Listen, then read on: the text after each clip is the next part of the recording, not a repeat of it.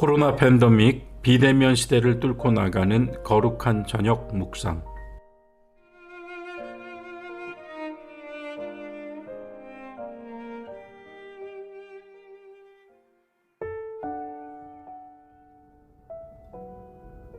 사랑하는 교회 여러분, 안녕하셨습니까?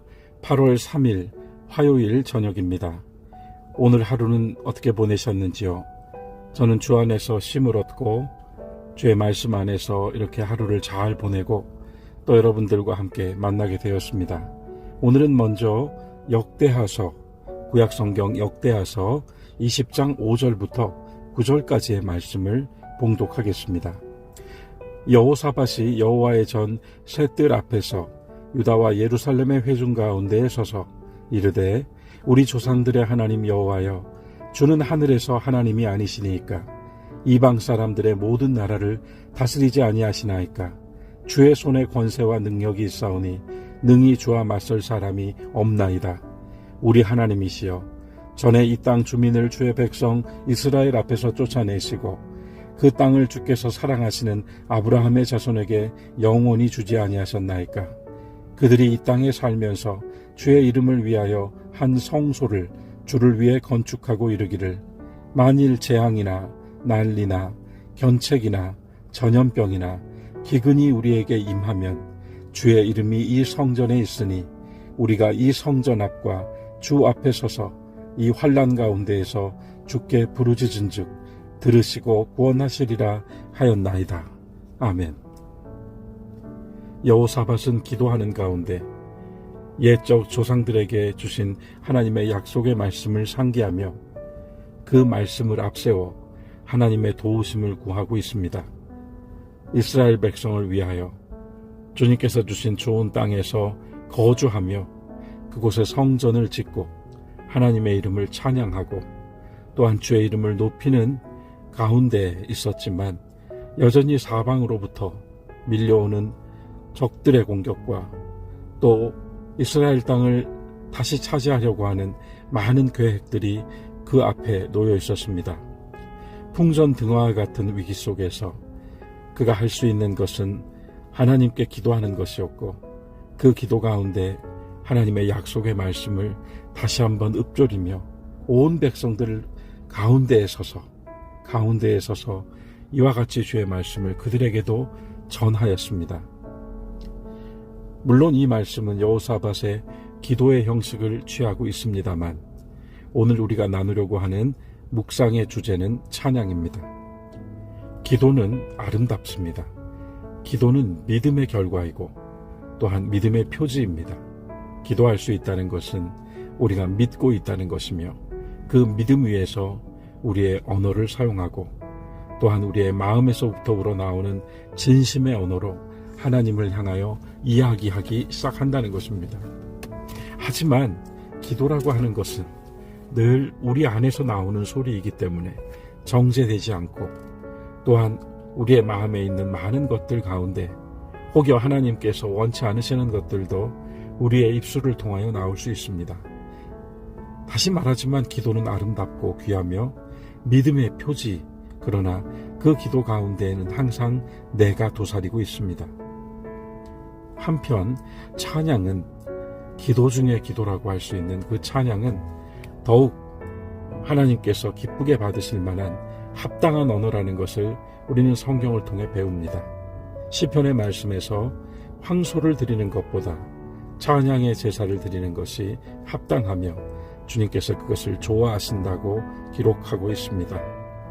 아름다운 찬양 한 소절이 정말 그 어떤 설교보다도 가슴을 파고들고 또한 그 영혼을 적셔주는 것을 우리는 자주 경험합니다. 더구나 우리 초동교회는 어느 교회보다 찬양을 사랑하고 또한 그 찬송 가운데에서 많은 은혜를 나누는 교회입니다. 코로나 상황이 좀 나아지면서 다시 성가대를 앞세워서 우리가 하나님께 예배드리는 날이 곧 오겠구나 이렇게 생각했는데, 또 이렇게 단계가 높아지고 우리가 그간 해왔던 것처럼 찬양하는 사람의 독창으로 또는 중창으로 하나님께 찬송을 올리고, 또 소수이지만 예배당에 모인 우리들이 목소리를 높여서 주님께 찬송함으로 우리의 예배를 주님께 향기가 되어 올려드리고 있습니다. 우리가 알고 있는 여호수아서 6장에 있는 말씀, 곧 여리고성의 함락 부분을 다시 한번 상기해 볼 필요가 있겠습니다. 여호수아는 여리고성을 도저히 무너뜨릴 수 없을 것 같은 그 불안 속에 또는 우려 가운데 잠을 자지 못했습니다. 그런 가운데 여호수아가 하룻밤엔 여리고성 앞을 서성거리다가 여호와의 군대 장관을 만나는 거룩한 경험을 하지요. 그때 여호와의 군대 장관이 여호수아로 하여금 신을 벗으라고 명합니다. 처음에 저쪽에서 오고 있는 그 그림자가 누구인지 알지 못했던 여호수아는 우리 편입니까? 아니면 적의 편입니까? 하고 물었죠. 그때 여호와의 군대 장관이라고 그가 자신을 밝히자 그는 그 자리에서 무릎을 꿇고 경배하며 그 말씀을 받기 위하여서 기다리게 됩니다. 그곳을 거룩한 땅이라 부르고 신을 벗게 하셨다는 이야기는 앞서 모세의 이야기에서도 나오는데요. 언젠가 제가 한번 말씀드린 것처럼 신을 벗는다는 것은 자신의 권리를 포기하고 또한 자신의 명예를 포기하고 자기 자신이 할 수 있다고 하는 자기의 능력까지도 부인하는 가운데 이제까지 그 신발을 신고 걸어왔던 모든 이전의 발자국을 지우고 없이 하고 이제 새로운 발자국을 띄우며 나가는 앞으로의 길에 대한 하나님의 준비시키심이라고 말씀드린 적이 있어요. 그리고 마침내 여호수아는 이스라엘 백성들을 이끌고 여리고성 함락을 위하여 전진하게 됩니다. 그 이야기는 참 신비하죠. 이스라엘은 칼과 창, 무기를 들고 여리고성을 함락시키지 않았습니다. 이스라엘과 여호수아는 하나님의 말씀을 따라서 하루에 한 번씩 여리고성을 돌았습니다. 그리고 마지막 날에는 7째 날에는 여리고성을 7바퀴 돌았습니다.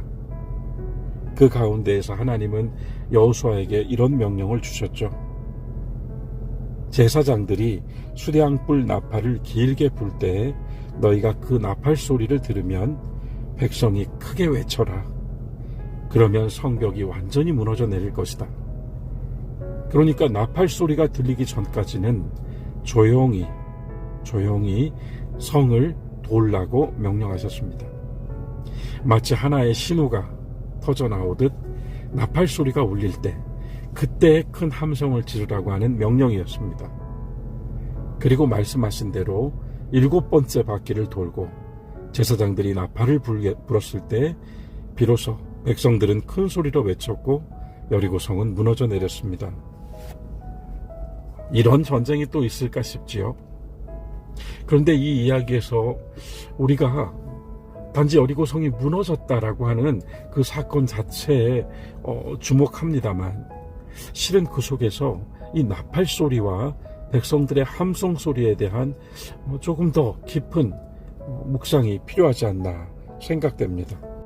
이스라엘은 여리고를 자신들의 힘과 능력, 자신들의 계획과 지략으로 무너뜨리지 않았습니다. 여리고에서의 승리는 이스라엘의 승리이기에 앞서서 여호와 하나님의 승리였죠. 그 여호와 하나님의 승리가 이루어지기까지 이스라엘이 했던 일은 싸움이었지만 그것은 분명 여리고성과의 전쟁이었지만 무기를 들고 싸우는 것이 아니라 수량불 나팔 소리와 백성들의 함성 소리로 싸우는 것이었습니다. 그래서 수량불 나팔을 가지고 나간 전쟁, 평화의 무기를 가지고 나간 싸움, 그 싸움에서는 누군가를 사륙하고 도려내는 것이 아니라 여호와의 이름과 그분의 영광과 능력을 큰 소리로 외치며 하나님의 나팔 소리가 제사장들의 입을 통하여 크게 울려 퍼지는 가운데 이루어진 싸움이었다는 것입니다. 이것은 그리스도인들에게 거룩한 싸움의 실제를 알려줍니다. 우리도 마찬가지로 다른 사람들이 이용하고 다른 사람들이 앞세우는 방법이 아니라 찬송과 기도로 약속으로 주신 하나님의 말씀을 가지고 늘 선한 싸움을 싸워나갑니다. 지독한 현실과 상황 속에서도 우리는 우리의 삶에 주어진 것들을 가지고 최선을 다하는 가운데 또한 하나님을 찬송하고 하나님께 기도를 드립니다. 우리의 찬양은 단지 우리의 흥을 돋우기 위해서거나 또는 우리의 습관으로 나오는 노래가 아니라 우리의 심령이 하나님을 향하여 드리는 진실한 고백이자 믿음의 증거입니다. 설거지를 할 때에도, 일을 할 때에도, 운전을 할 때에도, 어느 때에든 우리 입에서 흥얼거려지는 찬송가, 때로는 병상에서 신음하는 가운데 조용히 읊조리며 노래조차 다 부르지 못하지만 그 가사를 읊조리며 신음하듯 내뱉는 찬송소리, 그런 곡들이 우리에게는 저마다 우리의 찬양이 되어서 남아 있습니다. 매일 60만 명이나 되는 하나님의 군대가 단지 수량불 나팔 소리를 앞세워 성을 돌며 행진하는 장면은 전투에 익숙한 자들에게는 너무나도 우스꽝스러운 모습이죠. 나팔을 부는 제사장들이 맨 앞에 가고 그 다음엔 여호와의 언약궤가 뒤를 따르고 그 뒤로 이스라엘의 군대, 곧 하나님의 군대 마하나임이 따라갑니다. 여리고성 사람들은 그 광경을 보며 경멸하고 비웃었을지 모릅니다. 왜냐하면 전쟁이라고 하는 이름하에 그러한 장면을 이전에는 본 적이 없었기 때문입니다. 그러나 하나님은 바로 그 소리, 나팔 소리와 함성 소리로 여호와의 이름을 높이는 이스라엘의 소리에 저들이 무너져 내리게 만드셨습니다. 나팔 소리가 울리기 전까지는 조용히 행진하라 하셨듯 진정으로 우리가 우리의 찬양으로 주님께 영광을 돌리기 전에 많은 소리를 앞세워 우리의 생각을 내세우는 것은 합당하지 않다는 것을 이 말씀이 또한 보여줍니다. 조용히 나의 가야 할 길을 가는 가운데 내 마음에 주시는 기쁨과 내 마음에 주시는 확신으로 소리 높여 부르는 한 소절의 찬송, 그 찬송을 통하여서 하나님은 기뻐하시고 우리는 은혜를 받습니다. 그 찬송을 통하여서 낙심되고 실망스러웠던 우리의 마음은 다시 일어나고, 또는 우리가 약해져서 잠시 의심하고 회의에 빠졌던 신앙도 다시 회복됩니다. 제사장들은 나팔을 붑니다. 하나님의 자녀로 거듭난 사람들은 기쁘게 찬송하며 함성을 지릅니다. 이것이 여리고성이 그 여리고성의 전투에서 하나님께서 보여주신 믿는 자들의 싸움, 하나님의 싸움에 대한 그림입니다. 자, 우리가 처음 읽었던 역대하 20장 그 말씀에서 여호사밧은 기도했지요. 기도하는 가운데 그는 하나님의 약속의 말씀을 다시 한번 상기했지요. 그리고 나서 역대하 20장 20절부터 22절 말씀 우리가 끝으로 다시 한번 읽으면 좋겠습니다. 역대하 20장 20절부터 22절은 세 번역으로 읽어보겠습니다.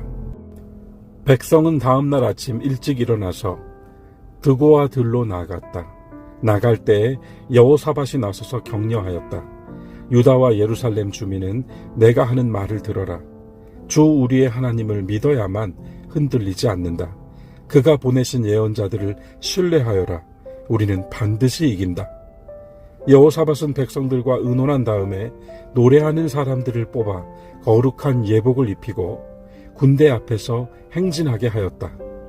그는 또 노래하는 사람들이 주께 감사하여라. 그의 인자하심이 영원하다 하면서 주를 찬양하게 하였다. 노래하는 사람들이 그렇게 노래를 부르니 주께서 복병을 시켜서 유다를 치러 온 암몬 자손과 모압 자손과 세일산에서 온 사람들을 치게 하셔서 그들을 대파하셨다. 아멘. 자, 앞서 기도했던 여호사밧은 하나님의 말씀을 따라 다음날 아침 일찍 일어나서 드고와의 들판으로 나갔다고 합니다. 그곳은 바로 전투의 장소였습니다. 그런데 그 전투에 나서면서 여호사밧은 먼저 노래하는 사람들을 뽑아서 그들을 거룩한 예복으로 바꿔 입히고, 갑옷이 아닙니다. 거룩한 옷을 입히고 군대 앞에서 먼저 나가게 했다고 합니다. 그리고 그들에게 무엇을 노래해야 하는지 알려주었습니다. 전투에 나서는 이들에게, 싸움장으로 나아가는 이들에게 주님께 감사하여라, 그의 인자하심이 영원하다 하면서 주를 찬양하게 했다고 합니다.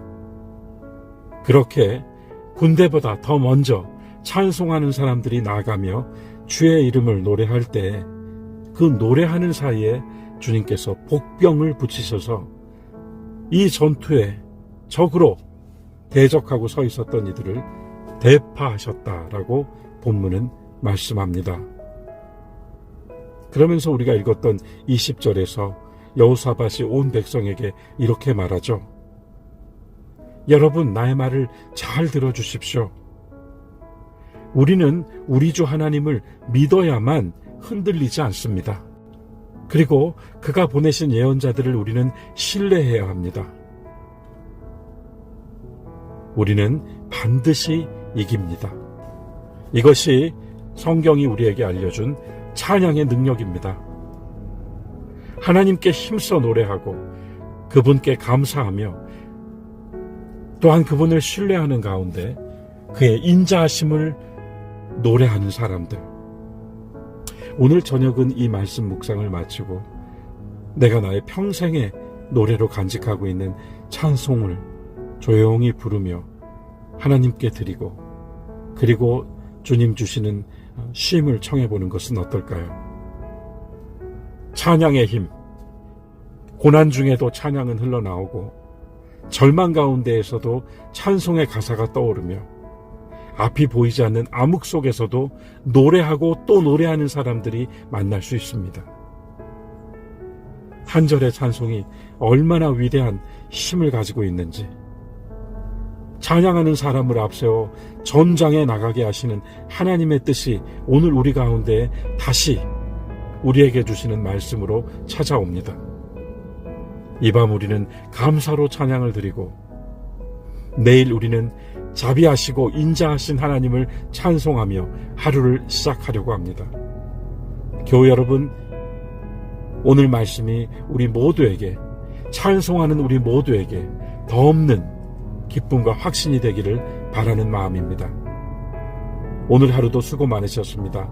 주 안에서 평안하십시오.